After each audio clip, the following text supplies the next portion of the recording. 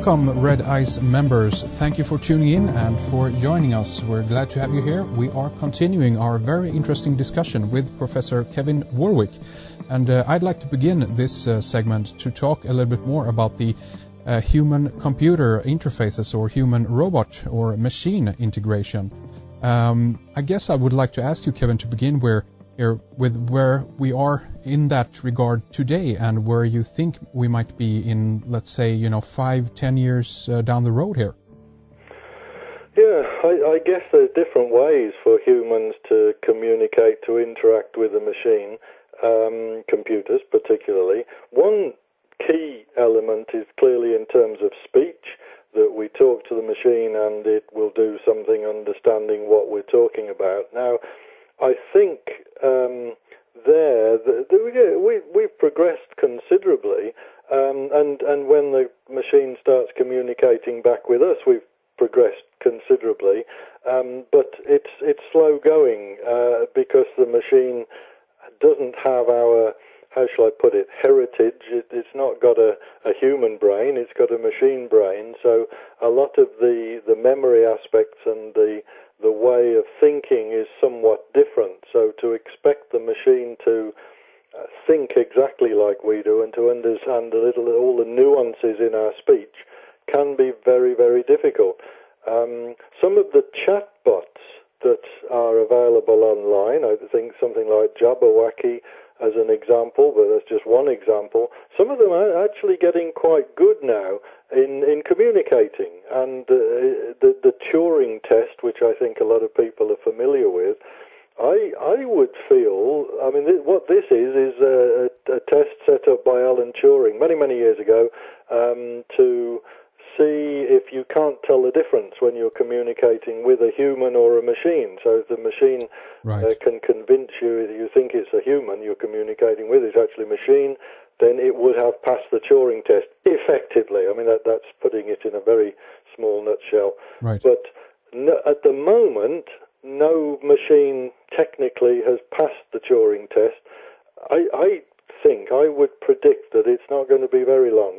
Maybe even this year or next year. Really? Possibly this year, though, that we will actually witness a machine passing the Turing test. So I think machines are getting very, very good in terms of that form of communication. What makes you say that? Has something happened in recent research or developments?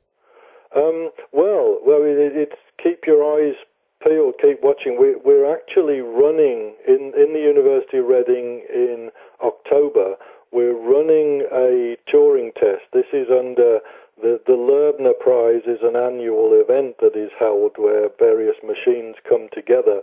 And October 11th, 12th, we're holding the annual event, this Loebner Prize, but it's focused directly on the Turing test. This is the first year that this has been done for a couple of years, and we will have half a dozen machines going for it, really trying to see how good they are.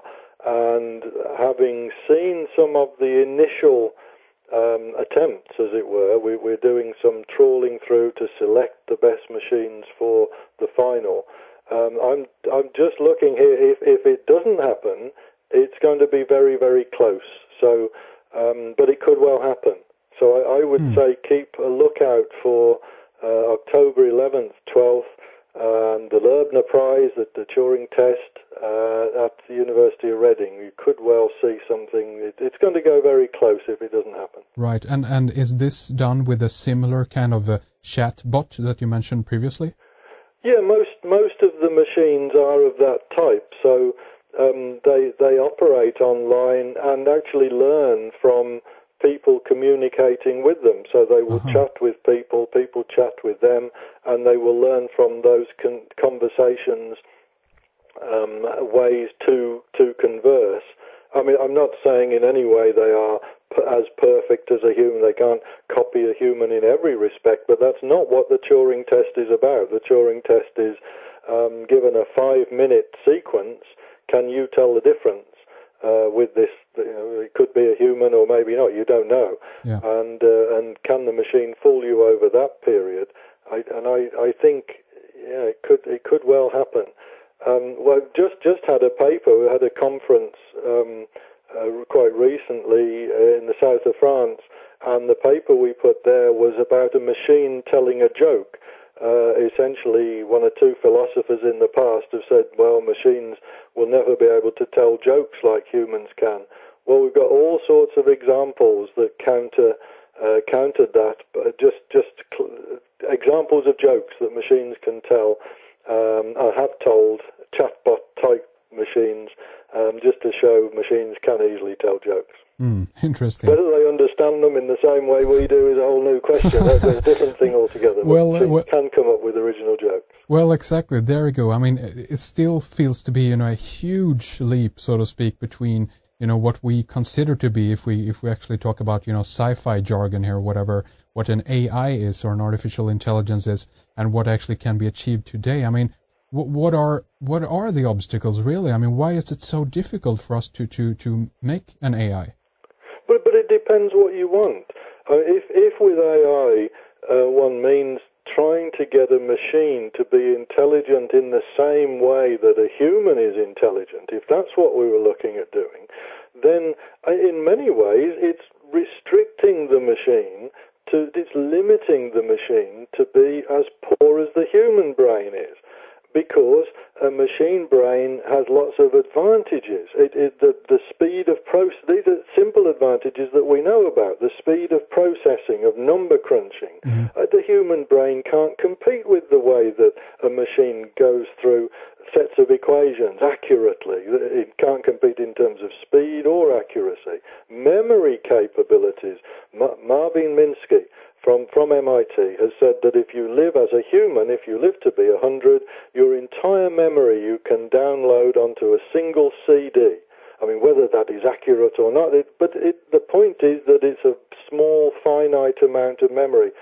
In comparison with a networked computer, it's not the same league. The computer has an enormous amount of memory, and it's much more accurate and in visual reproducibility and so on. There's lots and lots of ways it's much better.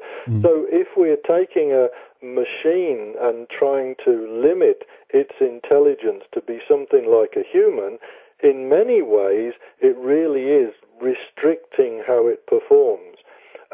But I guess there are still lots of ways which it doesn't perform as well as a human brain does. It's still not there yet, which is hardly surprising, because a machine brain does not live in a human body. It is not made of the same stuff. Almost surely it doesn't have 100 billion cells to it, all highly packed together.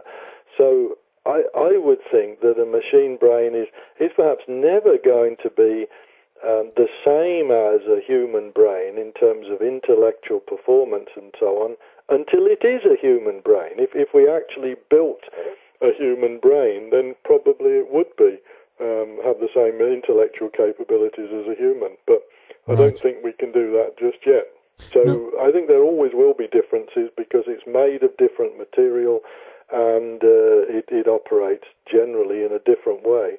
But we must remember that in some ways it's not as good, but in some ways it's a lot better.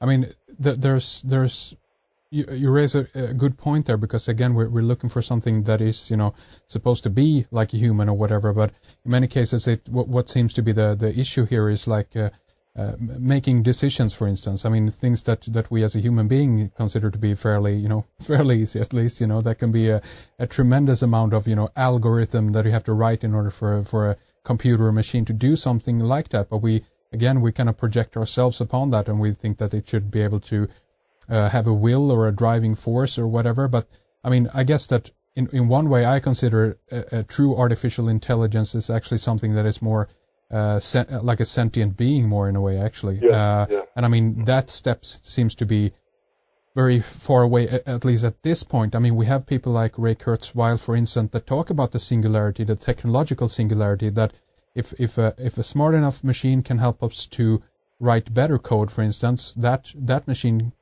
consequently can write better code, and it will be kind of an evolution, if you will, ongoing in that regard, and that might actually help to spawn something like an AI. What do you think about that scenario? Is that plausible? Yes, I mean, I think we've got AI in terms of software, the code improving on itself and writing better code, and of course advantages with simulating what might happen if this code is employed, and hence it can evolve much more quickly than a biological form of evolution. Big advantage of that, and then there's also the physical aspects.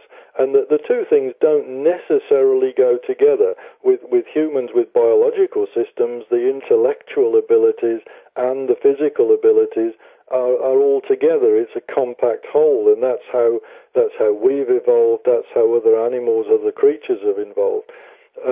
With artificial systems, if you like, the hardware and the software does not necessarily need to evolve together. In fact, it can evolve separately and can be completely different. You can take this bit of software and put it with that bit of hardware, and hence, if you try and say, I was asked recently, what is a robot? And it's just, I would say it's impossible to define. Everybody has different definitions, and on this particular set of emails where various scientists had also been asked what is a robot, you've got all sorts of definitions trying to get to grips with it. Mm-hmm. And I think what I said in terms of what is a robot is an entity with a degree of intelligence such that it doesn't get bogged down by answering questions such as, what is a human? And I think this is trying to get it. It's a very, very different thing. And when you put different physical capabilities, does a robot have wheels? Does it have legs? Does it have all different things? Does it have this mental capability? Does it have that mental capability? Well, it can have all different sorts of things. But it can evolve physically. It can evolve, as Ray has been pointed out, in terms of software, and then you put the two things together. But I would say, like you're talking about, in terms of keeping itself alive, whether that's in terms of pure software or hardware as well, is an important feature. If we're looking at some sort of artificial life form that's going to live and progress in some way, what we mean by that, it needs to sustain itself, and that is a critical factor. Can it do that at the moment? Well, possibly can with human input. The internet, is it ever going to die? Well, we can't switch it off. We're dependent on it. Practically, theoretically, we could switch the internet off, but practically we can't. Therefore, in some ways, the internet, you could say, the internet's alive. It's staying alive. It is sustaining itself. But it's humans actually putting into it to make it sustain. So one really has to be much broader in definitions. That's very interesting. And I mean, I'm thinking back to, there are people who are involved in, let's say, artificial life, like Craig Venter, for instance, who are kind of into the more, it's still artificial, maybe not intelligence at this point, but it's still artificial life. Is producing it from basically reconstructing genes. But I mean, there's another aspect to all of this as well. It's more like where it become more kind of Blade Runner-esque, if you will, than Terminator. It's more about actually finding making a biological life form out of other components and putting that together, and that might still be considered to be an artificial intelligence, but it's made of biological mass, if you will. Yeah, well, I think the whole area is tremendously exciting, and it's only now that we're able to investigate and research. So if there are any youngsters listening into this and wondering what is there to be done in the field is enormous, and we as a society, hardly know anything at the moment. It's just really starting into it. This field is really an enormous field for this century particularly.